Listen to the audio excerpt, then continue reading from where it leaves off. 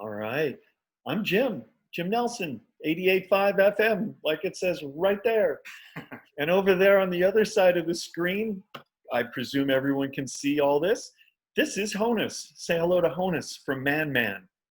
How are you today? I'm good. I'm good. Good, good. We were just talking. Enjoying the sweltering weather. Yeah, is it pretty warm where you are as well, Oh, in your part of the world? it's bacon. I'm in Eagle Rock, so Eagle Rock. I'm in the San Fernando Valley, so we probably have very similar weather, I would think. yeah. I was going to ask where you're located these days. So we'll get to that in a second, but to set all this up, Honus from Man Man, and our listeners would certainly know you from having heard Cloud 9. We've been playing for several weeks. We're playing Future Peg. I played Future Peg last night on my show. I'm on in the nighttime here on 88.5 FM. I'm planning on playing Cloud 9 tonight. So we've been playing stuff off of the new album Dream Hunting in the Valley of the In-Between, which I think you mean is the San Fernando Valley, I'm assuming, but maybe not. Anyways, welcome. People have also heard your music. You were in a Nike commercial a few years ago, and you were in all over an episode of Weeds on Showtime at one point. So you've got your music out there for people to hear. But you've done 6 albums as Man Man, and want to talk a little bit more about the music in a moment. But let's back up for a second. Let's take the helicopter view over the scene. And you started out in Philadelphia. That is where you're from originally? Is that where you grew up? That's where I went to art school, and then I started Man Man after school. Which school were you at? I went to University of the Arts. I studied screenwriting, playwriting. Excellent. But that's not where you grew up? Philadelphia was not your birthplace and your growing up place? No, I was raised an Air Force brat. So you're an everywhere guy. Yeah. So we moved every 3 years. That's probably why my music is all over the place. What about LA? How long have you been living here? Going on 7 years. So long enough to get settled in and get comfortable with the city. Oh yeah, I love LA. It's a very weird place. I've been to Philadelphia once, and I'm a huge fan of U.S. history and baseball, as we were talking for a moment. So in my 48 hours there, I made a point of seeing Liberty Hall, the Liberty Bell, and I went to a game at Citizens Bank. No, what's the name of the ballpark there? Yeah, what is it called now? I can't remember. I can't remember. It's beautiful, though. It is nice. I saw the Phillies play the Marlins that night. So such a baseball fan. It doesn't even have to be my team playing. I'm just happy to go. So what you been up to? I know you just said off before we started that you're getting ready to move, but how have you been spending your extended spring vacation? Oh, trying not to get bummed out. Yeah. It's rough dropping a record during a pandemic. Yeah.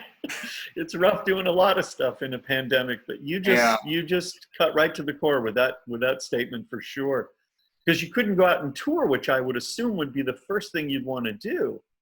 No, I'm just hemorrhaging my life savings for the next year, or at least until we have a vaccine. Because I feel like live music is going to be the last thing that comes back.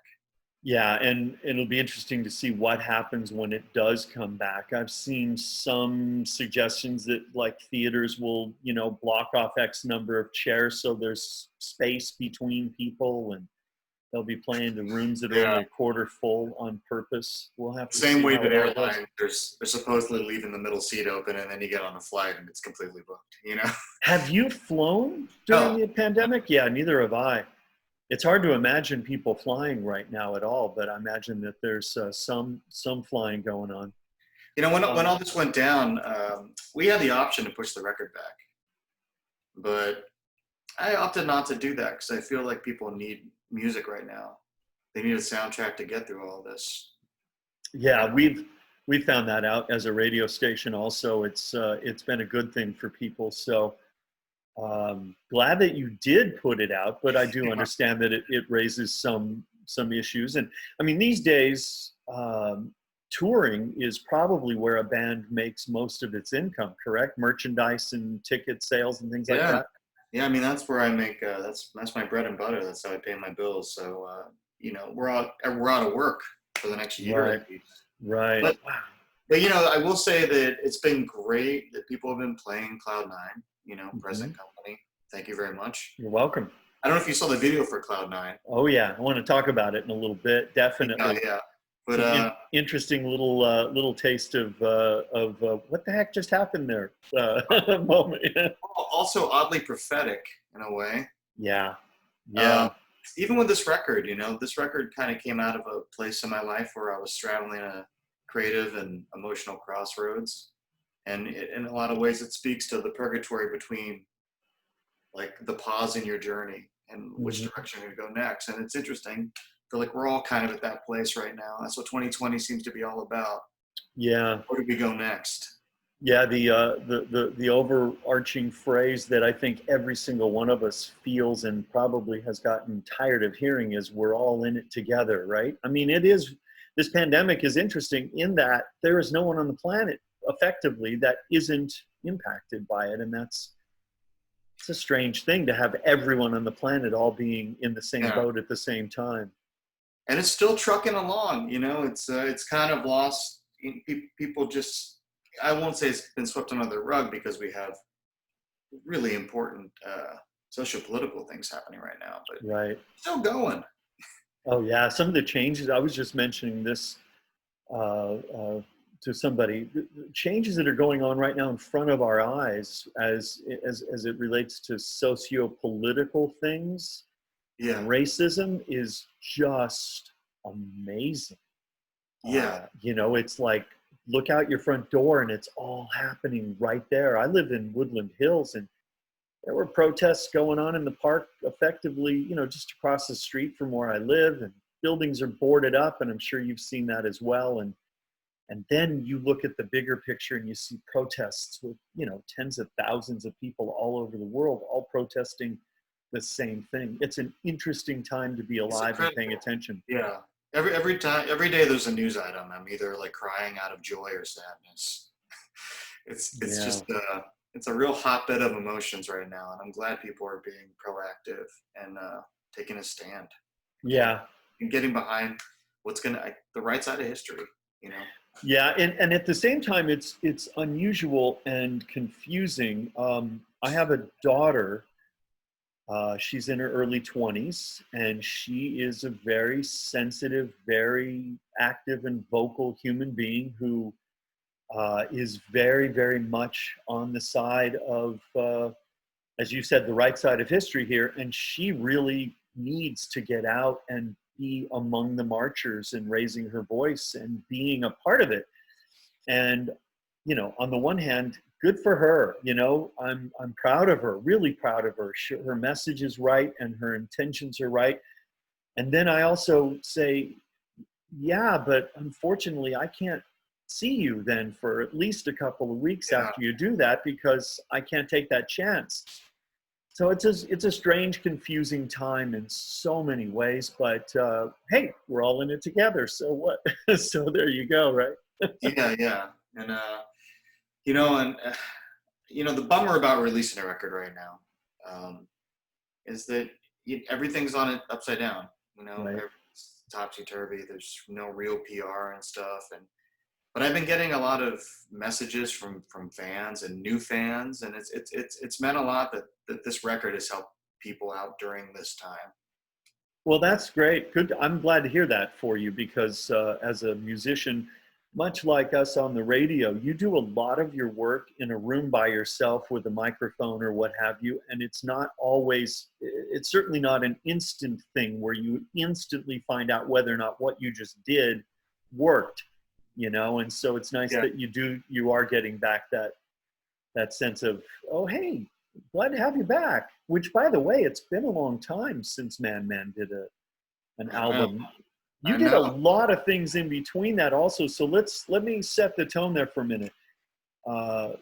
Dream Hunting in the Valley of the In Between is the sixth album put out under the name Man, but you went 7 years between your fifth album and this one.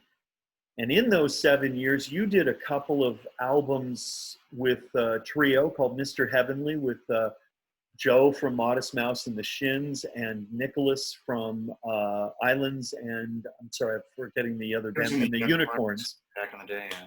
So the three of you did a couple of albums as Mr. Heavenly, and then you did your own solo album, and then you also did an album of children's music. So you've been very busy.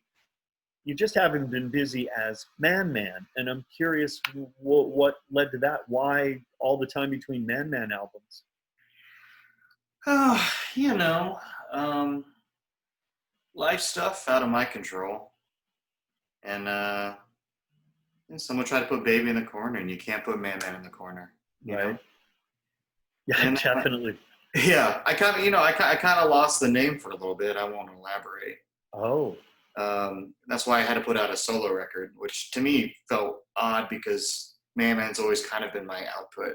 Right. But it was good to step away because, it made me really value what I was missing. And, I liken it to, I was on a derive. I was on a journey to try to find myself again. And you found yourself in Eagle Rock.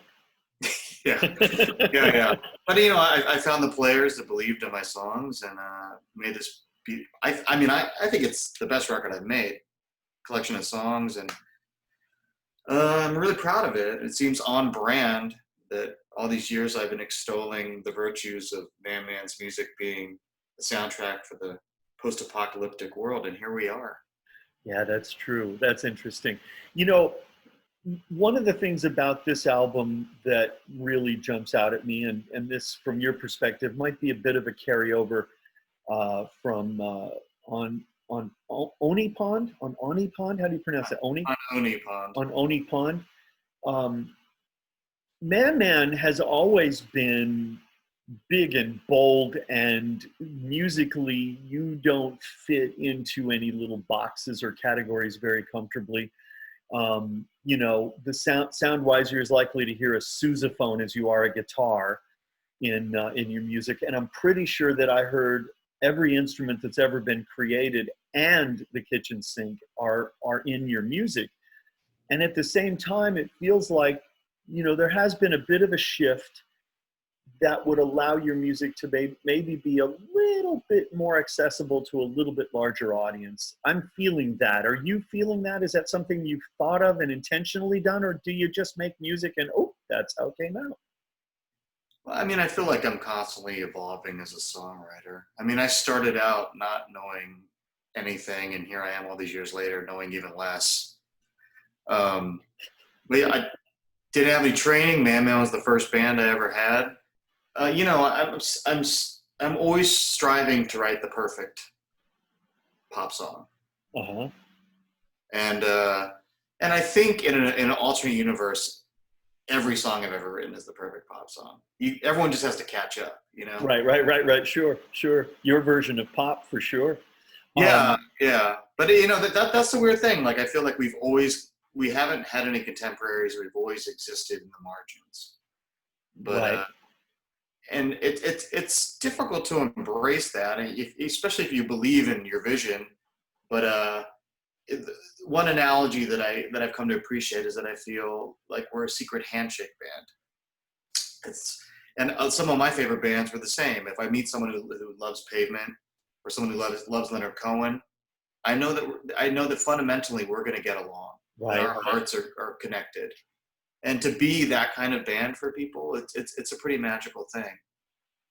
Interesting. Pavement and Leonard Cohen. I was trying to figure out what your musical touchstones might be, and the only two that I came up with were Modest Mouse. So it was perfect that you toured with them a few years ago. It seemed like a really good match there. And Queen. I felt like I heard elements of both of those artists in your music. Leonard Cohen I wouldn't have gotten. Pavement I didn't get. But what else musical touchstones for you? What are the other artists that not only you love, but you're like, I want to do that. I want to write a song like that guy, or I want to be like that. Are there others? Well, it's funny you mentioned Queen because Powder My Wig is definitely our Bohemian Rhapsody. You know, I started writing music because I didn't have the patience to learn other people's songs. So that's why it's like all over the place. That's why a song like Powder My Wig can shift from like bluegrass to Frank Sinatra's New York, New York, to some Baroque outro to like a total breakdown, cacophonic breakdown. But Nice choice of I words. think musically I'm more influenced by films than I am music.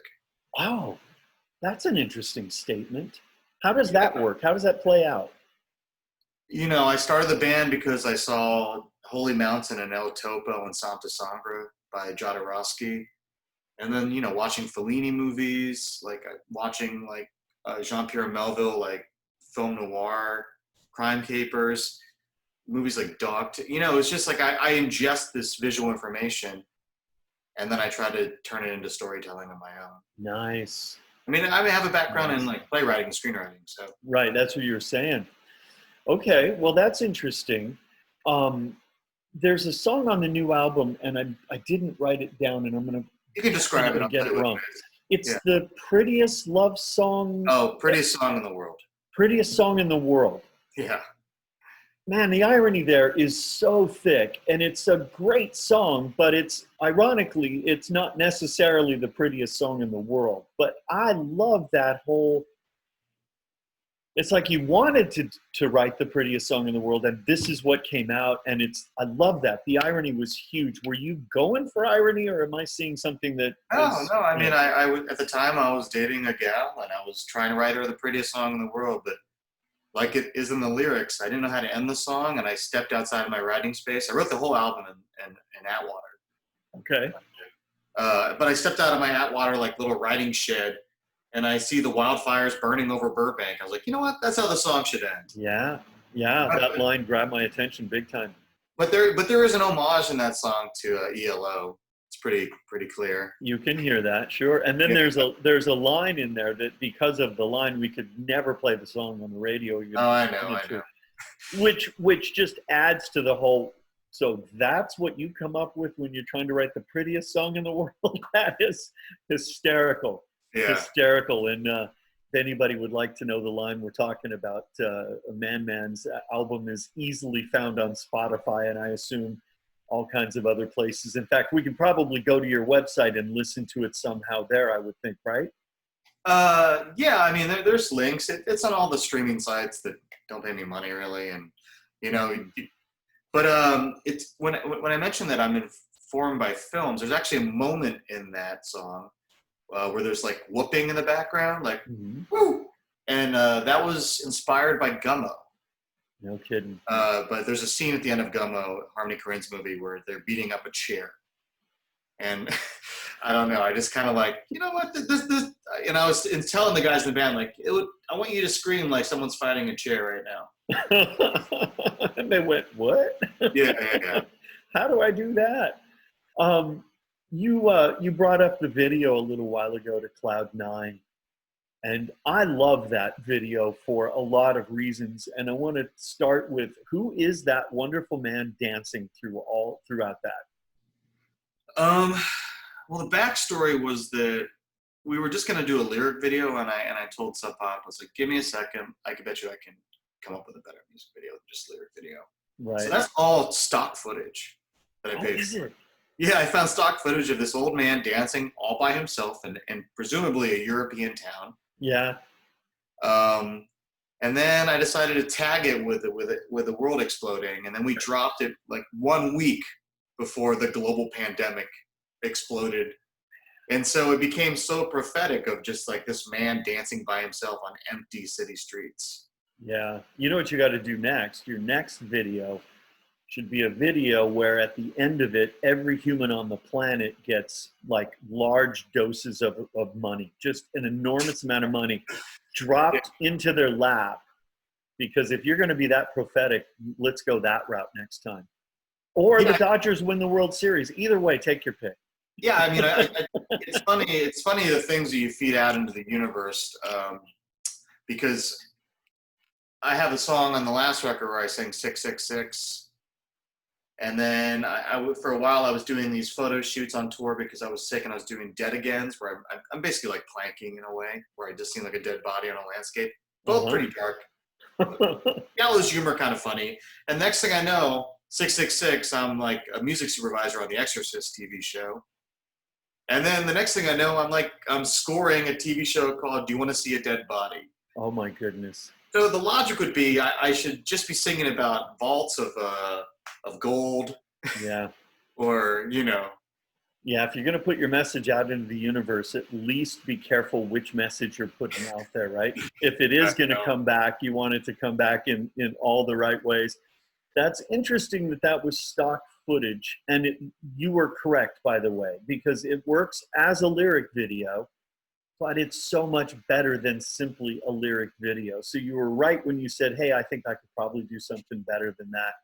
And if anybody listening to this has not seen the video yet for Cloud 9 by Man Man, keep in mind two things. First of all, you'll find it easily on the internet. As my friend Nick says, hit the Google, but also know that 9 is spelled slightly odd. It's not Nine in this context. Can you hear all those cars or planes that go right by there? It's Cloud 9 and it's Nein. So if you're going to Google it, Google the correct spelling, and then enjoy the video, because it is fun and it is definitely different. And I think the song works really well on the radio. We've been playing it for weeks and weeks, so it's good to be having that. But the video just kind of brings it home. It's a good message, because nothing ever lasts. And Nothing. and these hard times we're weathering right now, it's not going to last. It's all 2020, as dark as it's been, it's a cocoon year. I'm hoping. Right. It's it's something beautiful can emerge from all of this. We're already seeing, as you and I talked about a little while ago, we're already seeing some positive change happening right before our eyes. The question is, what will the landscape look like 6 months from now and a year from now? Yeah, we'll but see. if all of this is presaging some social change where everybody gets to feel happier and more at peace and less divided and more joy overall, then okay, we'll just have to wait and see how that all turns out. Yeah, it's like, hopefully these protests were saging the planet, and just Right. get these dinosaurs out, man. Yeah. I love everything you just said. Everything you just said. Saging the planet.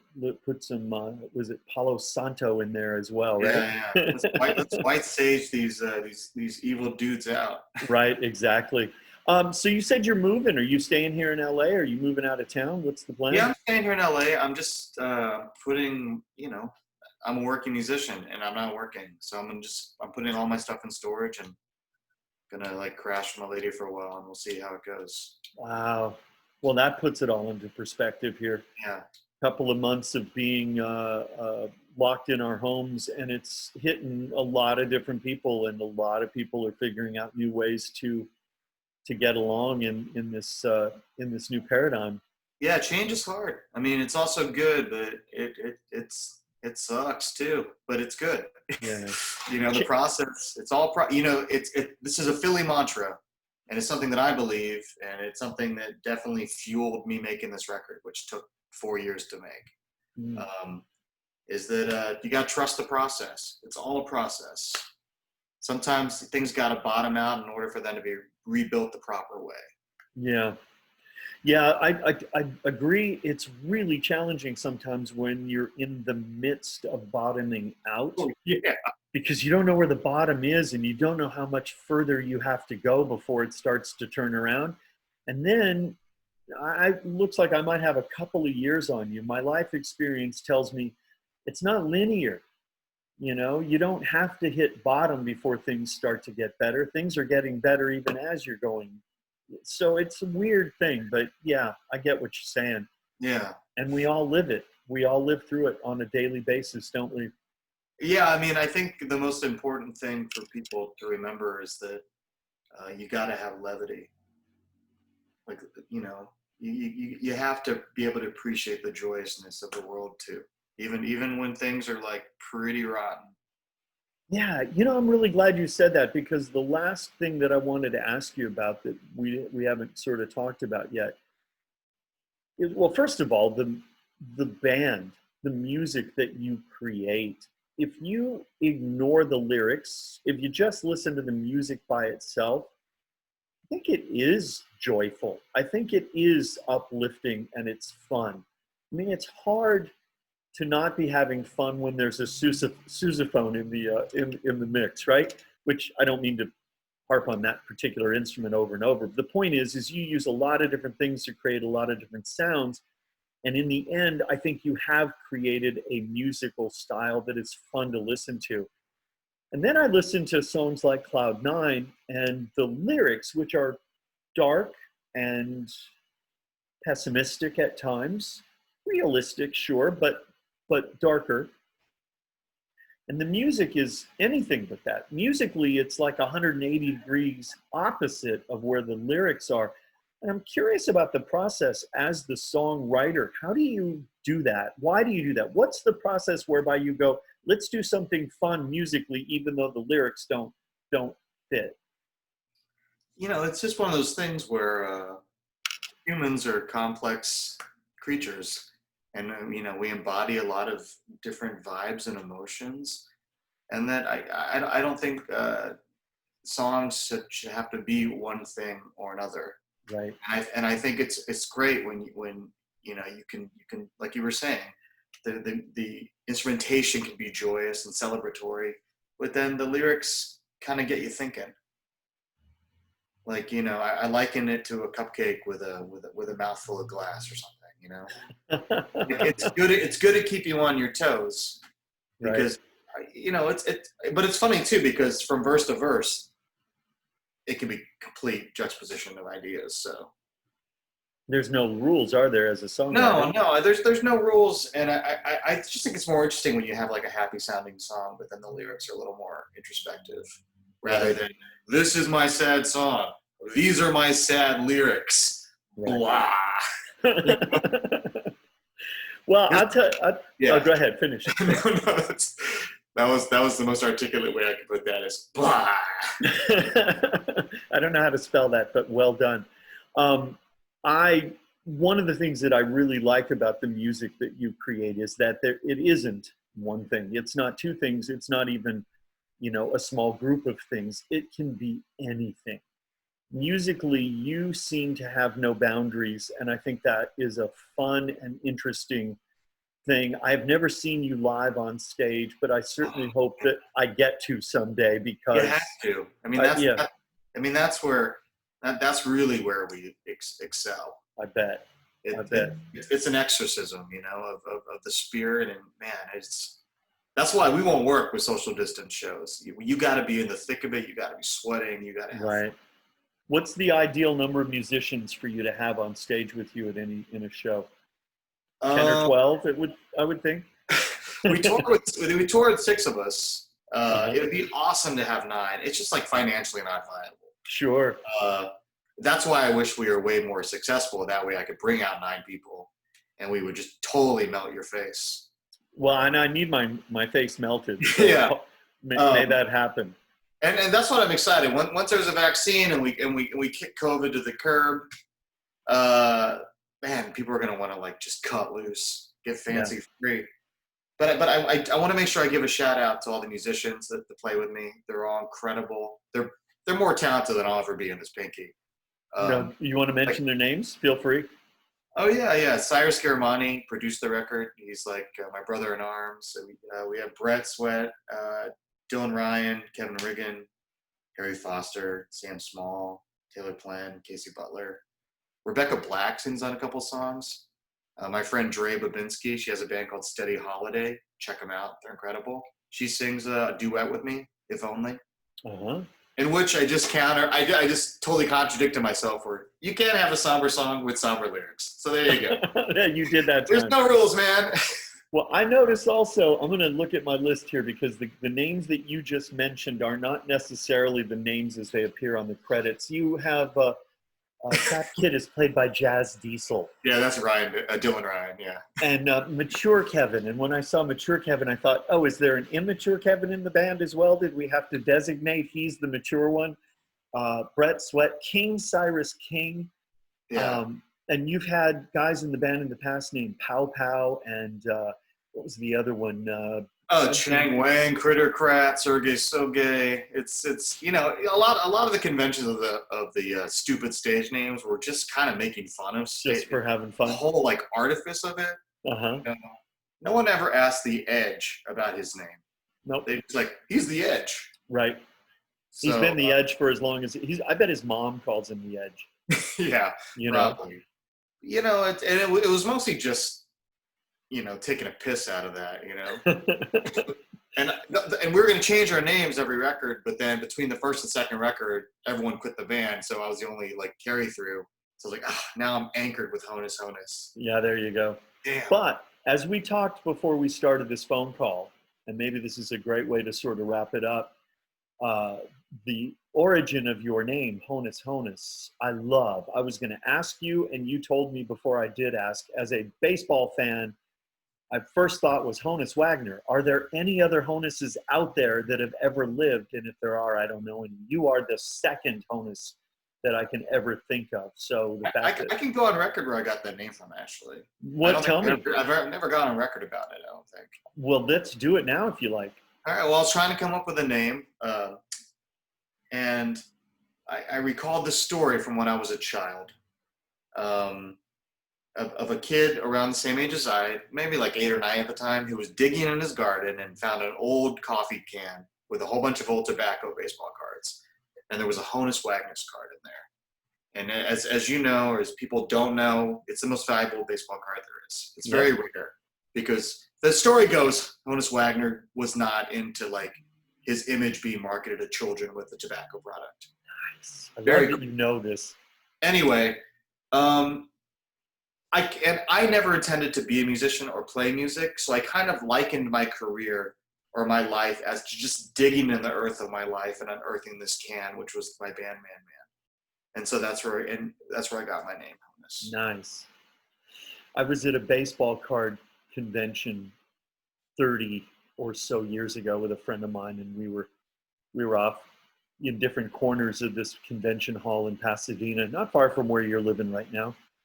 And at one point he finds me, he comes up and he goes, hey, how much money you got in your pocket? I think there's something we might want to buy together if we can scrape enough cash. I'm like, I don't know. And I reach in my pocket, I don't know, $40 or something, whatever. And he goes, we don't quite have enough. Why? How much do you have? How much do we need? He goes, we probably have about $100 between us. And there's this Honus Wagner card over here and it's $405,000. It's like, yeah, we were this close. Yeah. That's how much it was back then. I think it's worth a lot more than that, but yeah. I think he was also one of the first guys to he was a proponent for integration too. Really? Because he was playing well over 100 years ago, so he would have been way, way, way out on a limb. Yeah, he was ahead of his time. At that time, yeah. There were way more people at that time who would have told him to shut up than, but also or beat him up. I was like, who the hell names their kid Honus? That's I know, right? Name for him too. Well, when I saw your name, Honus, I thought, oh my God, there's not only somebody who named their kid Honus like Honus Wagner, but they loved the name so much they named him twice. So dumb. But fun, right? Yeah. Well, listen, I appreciate you taking a few minutes to chat on the phone. I'm sure we probably went longer than we'd intended. I have every interview I've ever done probably went longer than intended. So I assume that's what happened here. But I know you got a lot of things going on in your world right now as you get ready to move locations. And so my appreciation for the time spent here. And thanks for putting the album out. I know it was a tough time and you made a choice to do that. We've been having fun playing it. I don't know if you've had a chance to hear it on the air. Our radio waves don't go into Eagle Rock so well, but with our app and with the internet, perhaps you've had a chance to hear it. If you want to hear Cloud 9 on the radio tonight, I'll probably play that. So you might get a chance to hear it on 88.5 FM. Although by the time people hear this, this is going to get posted in a week or two on on our Well, website. hopefully you're still playing it. So. I'm sure we will be. Like I Or if said, not, throw some inner Iggy in there. we've been playing Cloud9 for weeks. It's hard to imagine we will stop between now and the time this gets posted, but people can find you. What's the website? What's your web address for the band? manmanband.com, or Instagram at honus or at manmanband. There you go. And it's simply Man, M-A-N twice. If you're going to Google it, you'll find all kinds of good stuff on there. So you'll find a lot of stuff if you Google Man, I'll tell you that. Yeah. Good point. At any rate, and while I'm also thinking about it, congratulations on the article in Rolling Stone a few weeks ago. That must have been a lot of fun for you to have a chat thanks, with, man. with the Rolling Stone people. Sort of the pinnacle of magazines out there for music. Yeah. It's like I'm really proud of the record, and I'm glad. It means a lot that people are spinning it. So thank you so much. Yeah. From my rusty heart. Thank you. And thank you for chatting today. Dream Hunting in the Valley of the In-Between. It took me a while to get to the point where I could remember that full title, Dream Hunting in the Valley of the In-Between. The new album by Man, the first one in 7 years. And it's fun. It's fun, and we're glad to be playing it. And thanks for taking some time and having a chat with me here today. Honus. Well, Wagner. Thank you, Mr. Jim. You have a great time, and I'll talk with you again real soon. Hopefully the next time I see you in person, you'll be on stage, and I'll be seeing what you look like when you're performing. Be ready, man. Your face is going to melt. I'm looking forward to it. Does this face need to be melted? It sure seems like it. No, it's a beautiful face, Jim. Thank you so much. I'll talk to you, Honus, and have a great afternoon. Thanks again. Thank you. Bye. All right. Bye-bye now.